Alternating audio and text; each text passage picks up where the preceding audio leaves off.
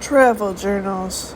June 9th, 1968, Shirley writes, had worst coffee so far at 6 a.m. and went on deck to watch our ship come in.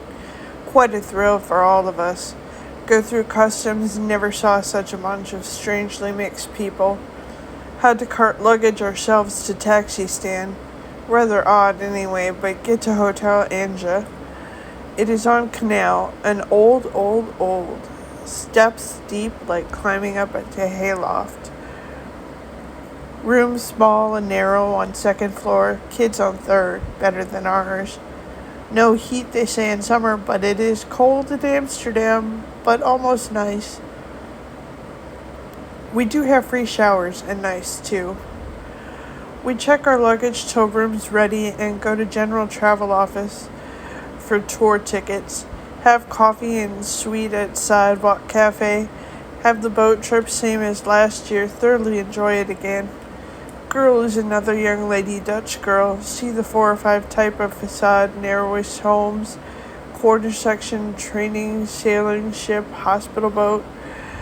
Go out to main canal, which is a freshwater canal with no high or low tides, as the locks across the North Lee halt this.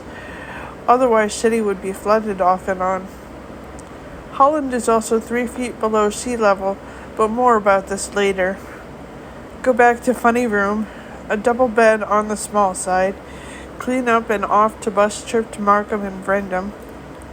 We have one of the best guides ever, named Henry or Omri, in 2 different Dutch surnames to even try to put down.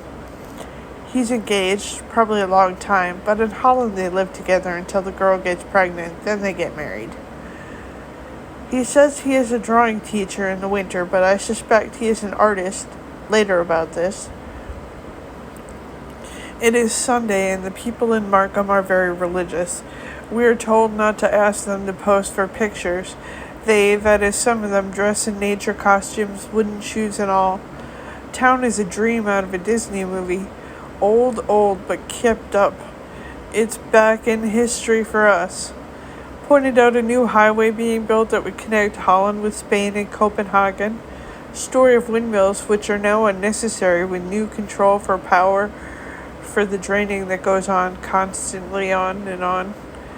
St. Nicholas is patron saint of Amsterdam Harbor. Amstel River. The only trouble is the tourists, thousands and thousands of them. The ones on our bus leave plenty to be desired, too. An odd bunch. Some of the things the guide told us. Road going to Markham, 1 year old. Used to be the sea. Showed us the polders, or polders opposite of filled-in waters.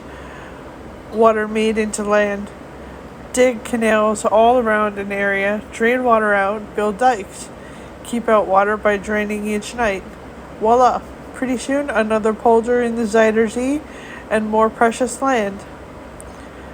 Sailboats we see in the water part alongside are higher than we are. Houses, too.